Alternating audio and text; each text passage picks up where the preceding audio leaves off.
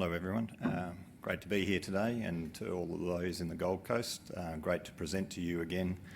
It has been some time that we actually got to present in person in the Gold Coast, and I think if I step back as to when we had picked up this project, the last time we presented in the Gold Coast, we hadn't actually made this acquisition of the Jaguar nickel sulphide project. So a lot's changed in a relatively short period of time, and I'll look to talk you through what we've acquired here.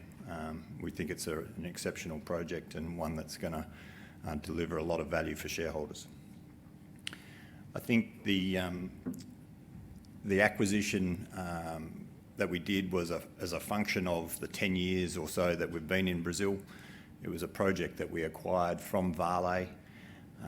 That acquisition probably wouldn't have been able to happen without the work that we'd already done in country. It's about longevity. It's about proving that you can actually take these projects into development.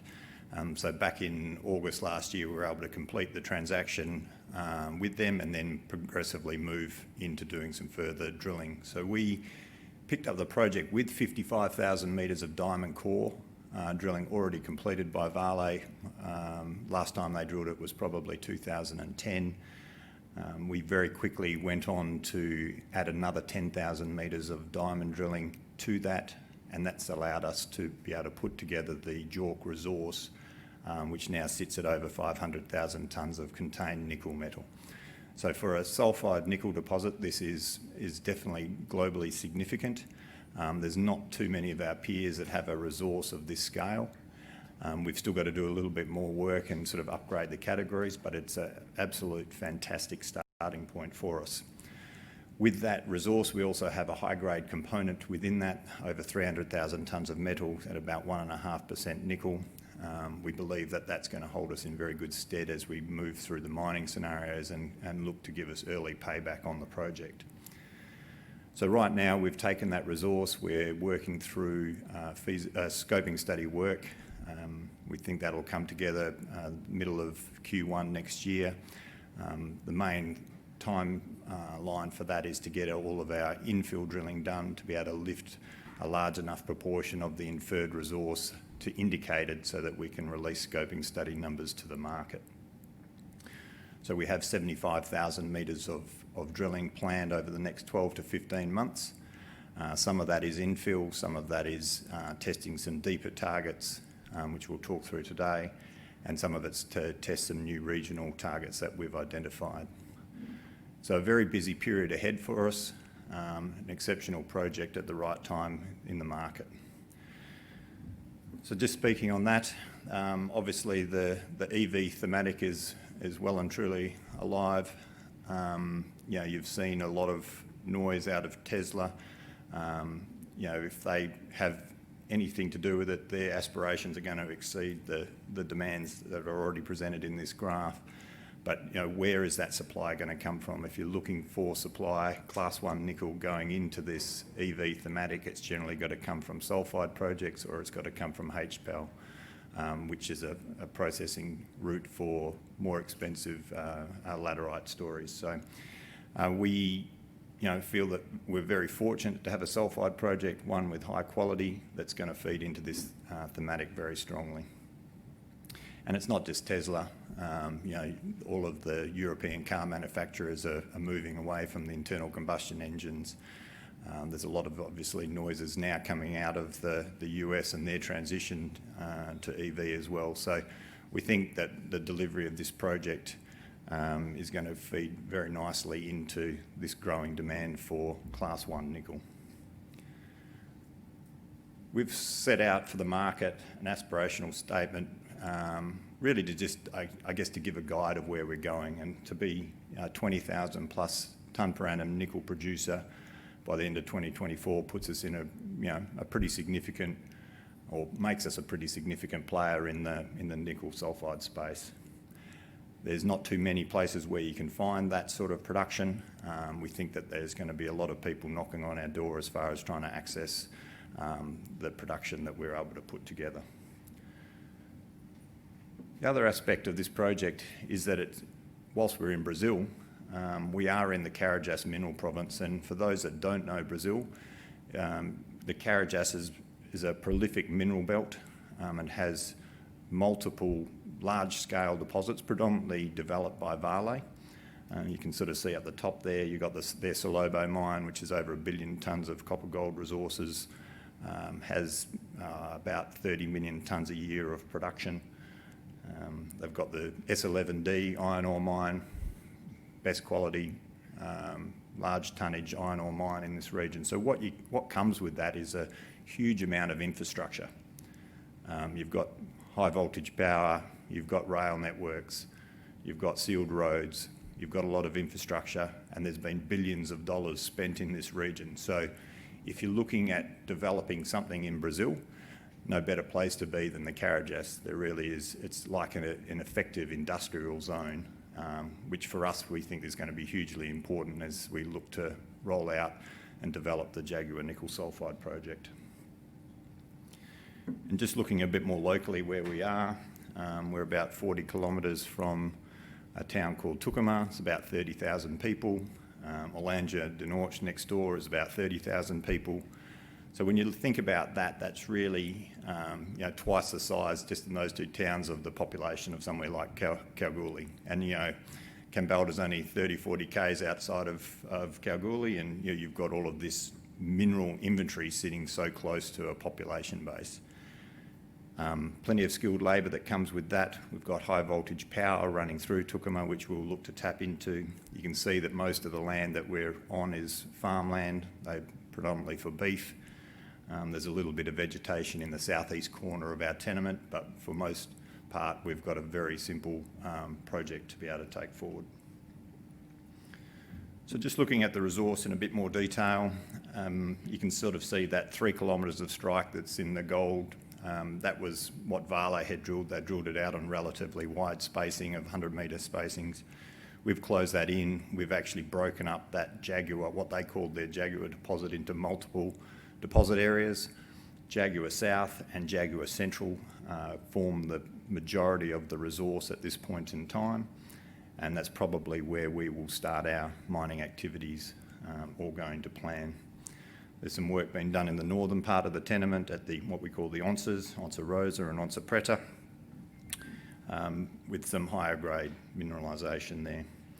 I think when you look at the resource for us, and what really distinguishes this a little bit from a number of the other nickel sulphide plays, is particularly here in Western Australia, is that this mineralisation does come to surface. So we have 80% of the resource sitting in the top 200 metres. What that means is we're probably going to be open pittable for a large portion of the deposit, which means we've got lower costs, less operational complexities. Most nickel sulphide projects that are operational right now are deeper, they're underground, more complex. So for us, we feel like we're in really good shape to be able to bring a project on stream that's well within our wheelhouse. These are just a breakdown of the resource through the various deposits. As you can see, that sort of Jaguar South is about a third of the resource just there alone. Jaguar Central still has had more recent drilling, which we hope will expand the resource in that area. So the scoping study that we're doing right now is premised on producing a simple nickel concentrate as our base case. Traditional flotation circuit, nothing too complex about it. We're in an environment where we have relatively low operating costs. Brazil is very fortunate that most of its power is hydro-generated. That means that you've got low power costs, probably under 10 cents a kilowatt hour, and that's going to lend itself overall to very low operating costs for the project. We're also likely to be able to access this nice tax incentive where for the first 10 years of operation you're probably going to have a tax rate around 15%. It's something that we can't access right now. You have to be in operation to actually tap into it, but there's a lot of operations in the Amazon region, which is what it's defined for, is that's got access to that tax rate. So we're working with NTEC and DRA Global here to pull together the scoping study. As I said, that work's not too far away, but we've got to complete enough drilling to lift the inferred component of our resource up to indicated and ensure that we can get production forecasts and capital and operating costs into the market. The other side of the scoping study is looking at a value-added case for pressure oxidation to produce either a nickel metal or a nickel sulphate. On the back of the envelope, this looks like a really unique opportunity for us, predominantly driven by some of those unique attributes of being in Brazil. Low power cost is a big driver of it. You need power to generate your oxygen. If you've got cheap power, you've generally got lower operating costs that make these pressure oxidation circuits work. We've got access to skilled labour. As I said, the Caraias has got a lot of mining projects already operational there, trained people that we can look to tap into. There's plenty of residue neutralisation material, and obviously there's a reasonable amount of fresh, good quality water. So the combination of those attributes with the fact that in a normal nickel concentrate offtake agreement, you're probably giving away 25% of your revenue stream to the smelters. We can eliminate some of that if we go down this path by producing a metal which will then fetch you LME prices. So on paper it looks like it's a unique opportunity for us to pursue. We've still got to do the work, but it's something that when the scoping study comes out we'll have a look at. The metallurgy of the con is very good. We get 80% recoveries producing a 16% concentrate. There's no real nasties in it. It's got a good iron to MgO ratio. Arsenic levels are low. So from a saleability of a concentrate, we've got no issues with that. Vale have a right to the offtake as part of the deal that we did with them to acquire the project in the first place. So we know that we've got a ready-made market based on arm's length market-based pricing. Still more detail that's got to be fleshed out around that, but it still gives us a nice backstop for what we need to do. One of the things in Brazil is always going to be the environmental approvals. It's a process that we know well. For many of you, particularly in the Gold Coast, you understand that we started life in Brazil with trying to develop an iron ore project. Whilst we didn't quite get that to production, we did everything but, and that has put us in a really good position to understand the environmental approval process very well. There's a number of stages to that. Our country manager now, Bruno Scarpelli, he's come from an environmental background. He's leading the charge with the environmental approvals here, and he's also spent some time with Vale in Salobo and S11D projects in the Caraias for their environmental approvals. So we've got the terms of reference. We know what we need to do. We've done most of the data collection, wet and dry season data. We've got to do a little bit more work around the waste and tails management before we can complete the environmental impact assessment, and we'll be looking to target the lodgement of that document in the middle of next year, and that then still becomes the time determining factor for us to get to production. So our target of the end of 2024, its first production, is really driven by the environmental approval process.